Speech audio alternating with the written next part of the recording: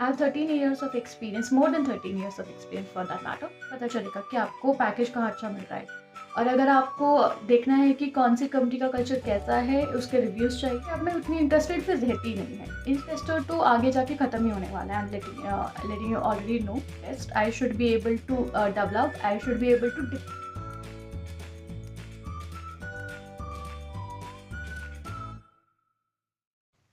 हाय everyone. आज का video उन लोगों के लिए है जो या तो आईटी में जॉब्स देख रहे हैं या फिर ऑलरेडी उन लोगों ने अभी अभी अपना करियर आईटी में स्टार्ट किया है। स्पेसिफिकली मैं आईटी की बात इसलिए कर रही हूँ क्योंकि मैं आईटी में हूँ। I have 13 years of experience, more than 13 years of experience for that matter. And I have worked with multiple companies, product and service based both. Right now I'm in on tech lead position, so I am a good person who can give you a suitable advice. So we'll be starting with the very first point. When you are preparing for any job interviews, don't stuck up for a single company. कहने का मतलब ये है कि आप अपने दिमाग में ये मत लेके चलो कि गूगल में जाना है या मेटा में जाना है या फिर टीसीएस में जाना है या एसेंचर में जाना है। Don't do that.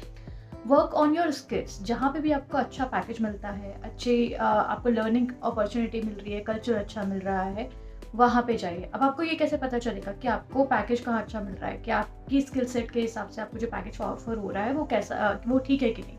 उसके लिए पहला ऑफर उठाइए जो भी है, और उसके बाद don't just sitting with that one offer. Instant give more interviews और उस ऑफर पे नेगोशिएट करो कि सी मेरे पास ऑलरेडी इतने का ऑफर है, आप मुझे इससे ज़्यादा क्या ऑफर कर सकते हो। एंड सिर्फ पैकेज इंपॉर्टेंट नहीं होता, आपको लर्निंग के एनवायरनमेंट मिल रहा है कि नहीं वो बहुत मैटर करता है। For example, if you are starting with your career, I would suggest go for a startup, a good but a startup. क्योंकि स्टार्टअप में आपको एक ही टाइम पे बहुत सारे रोल्स प्ले करने को मिलेंगे, बहुत कंपेटिटिव एनवायरनमेंट मिलेगा, बहुत सारी लर्निंग आपको मिलेगी उस टाइम पे। ठीक है, तो इस वजह से गो फॉर अ स्टार्टअप और may be go for a company जो कि कंपेरेटिवली स्मॉलर है but has a good culture. और अगर आपको देखना है कि कौन सी कंपनी का कल्चर कैसा है, उसके रिव्यूज़ चाहिए, तो आप ग्लासडोर करके एक वेबसाइट है जिस पे मैं रिलाई करती हूँ, वहाँ पे जाके आप उसके रिव्यूज़ देख सकते हैं किसी भी कंपनी के, for that matter. Second point is don't say no to any skill, learn everything. See, मैंने ये चीज़ देखी है कि लोग एक अटक जाते हैं कि मुझे सिर्फ जावा पे ही काम करना है, या मुझे सिर्फ डेटा साइंस पे ही काम करना है, या फिर मुझे सिर्फ डेटा इंजीनियरिंग पे ही काम करना है। जब आप अपना करियर स्टार्ट कर रहे होते हो तो आपको हर चीज़ जो है ग्रैस्प करनी होती है। आपको अगर जो भी रोल मिल रहा है, जो भी टेक स्किल मिल रही है आपको काम करने के लिए, आप उस पर काम कीजिए। ठीक है, उसे लर्न कीजिए। अगला जो भी अपॉर्चुनिटीज आएगा, आपको शायद उसके साथ 2 और स्किल्स ऑलरेडी ऐड करनी पड़ेंगी, सीखनी पड़ेगी। This is how you build your career. If you are saying no अभी के अभी इस पर्टिकुलर स्किल पे काम करने के लिए, किसी भी स्किल पे काम करने के लिए, तो कंपनी आप में उतनी इंटरेस्टेड फिर रहती नहीं है। Instead of going to a bench जहाँ पे आप कुछ नहीं कर रहे हो, गो फॉर अ स्किल जो कि आपकी कंपनी से आपसे डिमांड कर रही है। Learn that skill on your own. हमेशा से ये तो आपको आईटी में करना ही पड़ेगा कि जितनी भी स्किल्स है आपको खुद ही लर्न करनी पड़ेगी। कोई आपको आके नहीं बोलेगा कि ये सीखो। जो भी मार्केट में है, जो भी आपकी स्किल्स से रेलिवेंट स्किल्स मिलती जुलती हैं, वो आपको सीखनी पड़ेगी। फॉर एग्जाम्पल, मैं अगर एक वेब एप्लीकेशन डेवलपर हूँ, I am working on .NET, तो .NEट एक बैकएंड होता है हमारा। ठीक है, बैकएंड वाला काम है। लेकिन .NET के साथ आपको डेटाबेस भी करने पड़ते हैं। अब डेटाबेस भी 2-3 तरीके के होते हैं। तो मेरा जो डेटाबेस है, फॉर एग्जांपल, वो है SQL डेटाबेस, तो मैं SQL डेटाबेस सीखूंगी along with .NET. So I started with .NET, I learned database, I learned Angular जो कि आपका UI फ्रेमवर्क है। देन Angular के साथ साथ मैं अब React सीख रही हूँ। क्लाउड के साइड से मैं Azure सीख रही हूँ क्योंकि माइक्रोसॉफ्ट के साथ वो कंपैटिबल है। So my point is I started with .NET, I started with just JavaScript initially. So उसके साथ साथ मैंने बहुत सारी स्किल्स जो है over the period of time learn की है। ठीक है, इसी तरीके से आपका रिज्यूमे बिल्ड होता है। तो you will be starting with a single tech skill, then do on multiple, when you go for multiple projects ना, multiple skills आपको सीखने को मिलेंगी। don't say no to anything. लेकिन हाँ, कुछ चीज़ों में आपको ना कहने की ज़रूरत है जहाँ पे अगर आपको लगता है कि ये स्किल आपके बिल्कुल ही काम नहीं आएगी। For example, if you are going for support and anything. So my next point was this only कि say yes to development roles. मेरा पर्सनल ओपिनियन है कि अगर आप डेवलपर हो तो आप बहुत एक सिक्योर जोन में रहते हो। आपका रेलिवेंस एक कंपनी में ज़्यादा है एज अ डेवलपर। ठीक है, क्योंकि you are building the application, चाहे वो वेब एप्लीकेशन हो, चाहे मोबाइल एप्लीकेशन हो, चाहे कोई आप कुछ भी आप बिल्ड कर रहे होंगे, ठीक है। Even data engineer, data science, when you are into development, when you are building something, तो आपका रेलिवेंस जो है उस कंपनी में ज़्यादा रहता है instead of going for a tester. Specially manual tester तो आगे जाके ख़त्म ही होने वाला है। I am letting you already no, आज के टाइम पे भी हमारी कंपनीज में भी मैनुअल टेस्टर्स को ऑटोमेशन आना ही चाहिए, किसी भी टेस्टर को ऑटोमेशन आना ही चाहिए।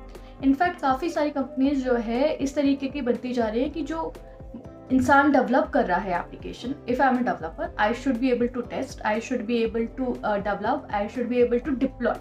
तो बेसिकली मैं इस तरीके का फुल स्टैक डेवलपर बनूं कि मैं एक एप्लीकेशन को स्क्रैच से बनाने से लेकर उसका प्रोडक्शन में डिप्लॉयमेंट तक everything I am doing. Obviously cost cutting का तरीका है ये, और बिकॉज हम यूनिट टेस्ट केसेस लिखते हैं, we can test our application really well.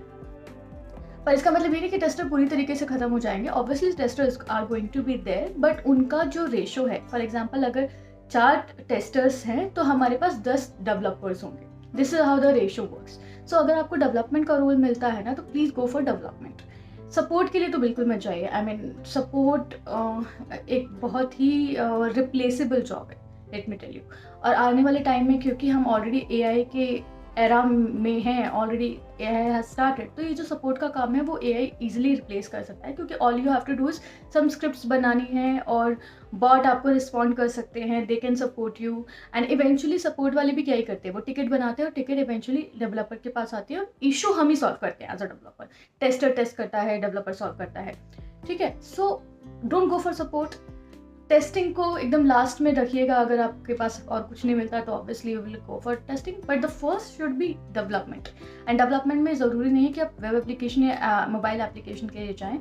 आज के टाइम पे machine learning, data science, data engineering, बहुत सारी चीज़ें, इनफैक्ट डिप्लॉयमेंट, कुबरनेटीज एंड आपके क्लाउड्स एंड एवरीथिंग, ये सारी चीज़ें भी बहुत अच्छे स्कोप्स हैं, बहुत ही अच्छे स्कोप्स हैं इनफैक्ट। सो ये सब में जाइएगा instead of going for testing. The next point is that work on your skills other than your office work. My point is कि अपना जो हम लोग कैसे करते हैं ना, और ये गलती मैंने भी की है कि जितना काम हमें ऑफिस में मिला हम सिर्फ उतने काम पे ही फोकस करते हैं कि हमने आज का कोड लिख दिया, हमारा टास्क कंप्लीट हो गया, वी आर डन।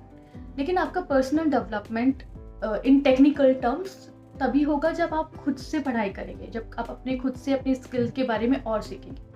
आईटी में कैसे होता है ना, जब आप इंटरव्यू देने जाओगे ना आपसे इतना सारा पूछा जाएगा, लेकिन जब आप काम करोगे तो आप इतना सा काम करोगे एक्चुअली। तो वो इतने से काम में ना आपकी स्किल उतनी डेवलप हो नहीं पाती। तो अगर आपको अपना स्किल डेवलपमेंट करना है तो उसके लिए आपको अपनी खुद की पढ़ाई करनी पड़ेगी। आप यूट्यूब ट्यूटोरियल से कर सकते हैं। आप नॉर्मली मैं यूट्यूब ही करती हूँ, I don't by any courses anything. अभी तक तो मैंने कभी कोई कोर्सेज नहीं बाय किए। और कंपनीज भी ना कई बार जो है आपको, जैसे प्लूरल साइट हो गया या यूडेमी का एक्सेस देती है, आपको एक क्रेडेंशियल मिल जाएंगे, उससे आप पढ़ाई कर सकते हैं। और उनके खुद के भी कुछ सेमिनार्स और कोर्सेज होते हैं कंपनी में। हर कंपनी में अगर अच्छी कंपनी है तो उसमें लर्निंग एंड डेवलपमेंट का ऑलरेडी एक डिपार्टमेंट होता है जो अपने एम्प्लॉयज़ को अपस्किल करने के लिए ट्राई करता रहता है। तो गो फॉर दैट, ठीक है। एंड खुद का पढ़ाई तो करो ही करो। And YouTube is the best इस मामले में। अगर आपको पढ़ाई करनी है, कोई भी कोर्स करना हो, किसी भी तरीके की स्किल्स सीखनी हो, स्पेसिफिकली टेक्निकल, आपको सब कुछ मिल जाएगा यूट्यूब पे। इनफैक्ट इंडियन के साथ साथ फॉरेनर्स जो हैं, जो माइक्रोसॉफ्ट में काम कर रहे हैं या गूगल में काम कर रहे हैं, किसी ने मेटा में काम किया है, वो लोग फ्री कोड कैंप करवा रहे होते हैं यूट्यूब पे। मुझे नहीं लगता कि आपको किसी भी कोर्स की ज़रूरत पड़ेगी, पेड वर्जन किसी का भी लेने की ज़रूरत नहीं पड़ेगी अगर आप अपने बेसिक्स भी क्लियर करना चाह रहे हो। इनफैक्ट अगर एडवांस के लिए भी जाना चाह रहे हो तो भी YouTube is enough. In fact me being a developer, stack overflow एक वेबसाइट है जहाँ पे हम लोग नॉर्मली अपने इश्यूज़ का या फिर अपने बग्स का कोई ना कोई सोल्यूशन हम ढूंढते हैं। और दूसरा, मैं यूट्यूब यूज़ करती हूँ और यूट्यूब मेरा पढ़ाई करने का ओनली तरीका है। तो मुझे नहीं लगता कि किसी को भी पेड वर्जन लेने की ज़रूरत है। इंटरनेट भरा पड़ा है फ्री रिसोर्सेज से, ठीक है। तो ये कोई बहाना नहीं हुआ कि मेरे पास पेड वर्जन नहीं था इसलिए पढ़ाई नहीं कर पाए। You have to upskill yourself on your own, और कोई तरीका नहीं है, okay. So the next point is, अब अगर आपको लग रहा होगा कि मैं नीचे वाला क्यों देख रही हूँ, एक्चुअली मैंने सब कुछ यहाँ पे नोट डाउन करके रखा है and I am just reading from that, मैंने पॉइंट्स बना के रखे हुए थे। सो next is build your communication skill and presentation skill. अब सभी को टेक्निकल स्किल्स तो आती हैं। इंडिया में ये चीज़ तो है कि हमारे पास टैलेंट है, हम लोग टेक्निकल स्किल्स कर पाते हैं, चीज़ें समझ जाते हैं, बिल्ड कर लेते हैं, we are hard working as per people. तो लेकिन जब अगर आपके पास कोई टेक्निकल स्किल है और आप उसको प्रेजेंट ही नहीं कर पा रहे हो, अगर आप इंटरव्यू में बोल ही नहीं पा रहे हो, अगर आप अपना बिल्ड किया हुआ सॉफ्टवेयर एक्सप्लेन ही नहीं कर सकते, तो क्या पॉइंट है फिर? सामने वाले बंदे को समझ में ही नहीं आएगा, है ना? और अगर उसे समझ में ही नहीं आएगा तो वो क्यों आपको हायर करेगा, क्यों आपको कोई चांस देगा, right? So building your soft skill including communication and presentation is really important. अब कम्युनिकेशन की स्किल्स की अगर बात करते हैं, I come from a government Hindi medium school. तो मैं दिल्ली के एक नॉर्मल हिंदी मीडियम स्कूल में पढ़ी हूँ, गवर्नमेंट स्कूल में, ठीक है, जो कि फ्री वाले स्कूल्स होते हैं। And then after that I went to a college जहाँ पे सारा कोर्स इंग्लिश में था। And I had to build my communication because I remember the first day of my orientation in my college, everyone was speaking in English. They have to introduce themselves, and everyone was speaking English, and I couldn't. I just froze. I barely spoke 2 sentences. I remember. It wasn't that I had a beef with English or something. I was okay when I used to write down. I was okay grammatically, but I couldn't speak. As simple as that. And I had this insecurity for the longest time.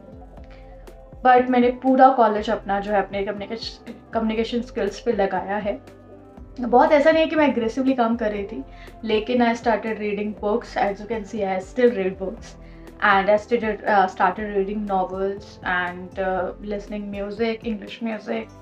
Basically, I was trying everything जो मैं कर सकती थी उस time पे अपना communication skill build करने के लिए। उस टाइम पे यूट्यूब वगैरह नहीं था जिस टाइम पे मैंने कॉलेज किया था। तो I tried everything and then जब भी मैंने मेरा ऑफिस, जब मेरे को जॉब लगा और उसके बाद जब मैंने अपना फर्स्ट प्रोजेक्ट मैंने लिया था, that was US project. And when it comes to US, UK, any kind of these projects, because normally Indian companies are working with foreign clients, right?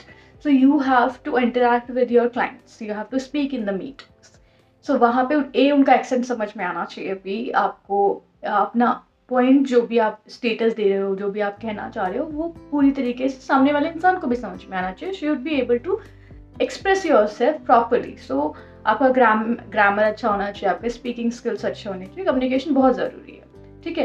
तो मैंने अपने आप को बिल्ड किया है। Similarly you have to build yourself. Maybe you are coming from a tier 2 tier 3 college, that is okay. I also came from a tier 3 college, absolutely okay, but you have to build yourself. IT के बारे में beautiful बात यही है कि आप कहीं से भी आ रहे हो, लेकिन अगर आपके पास स्किल है, अगर आप उसे प्रेजेंट कर सकते हो, if you can prove yourself in front of the interview and the client, then you are sorted. Okay. The second thing is presentation skills.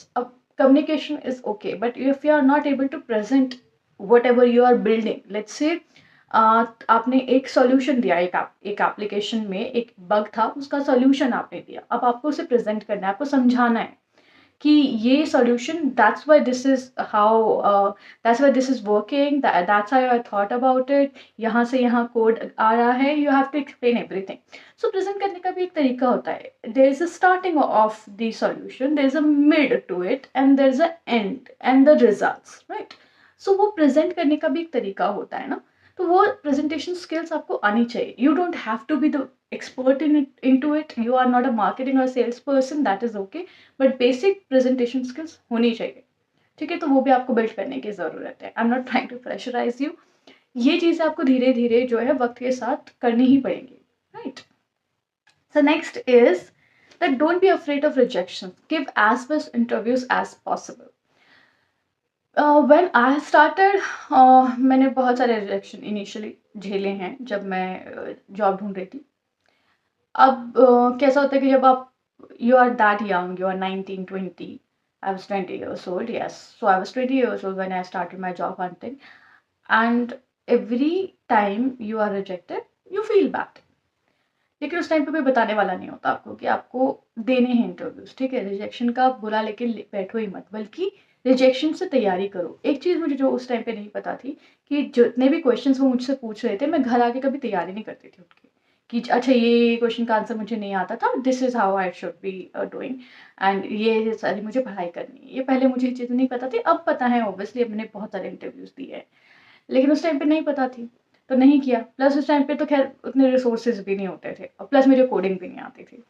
Frankly speaking, I didn't know a thing about coding उस time पे। सो मेरी उस time पे knowledge theoretical थी। आजकल के time पे competition ज़्यादा है, तो लोग प्रोग्राम्स पूछते हैं। आप जिस तरह की कंपनी में जा रहे हैं उस तरीके का ही आपका इंटरव्यू भी होता है। अगर you are targeting like Google और मेटा, तो ऑब्वियसली वो तो आपको अलग लेवल की स्किल मांगेंगे, राइट?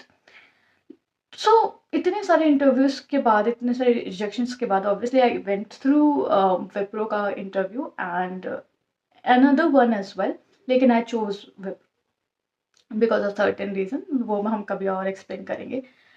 सो इतने सारे रिजेक्शंस के बाद ना आपका मन टूट जाता है ऑब्वियसली। इसीलिए मैं विप्रो में 8 साल रही, क्योंकि मैं बाहर जाके इंटरव्यू देने में डरती थी।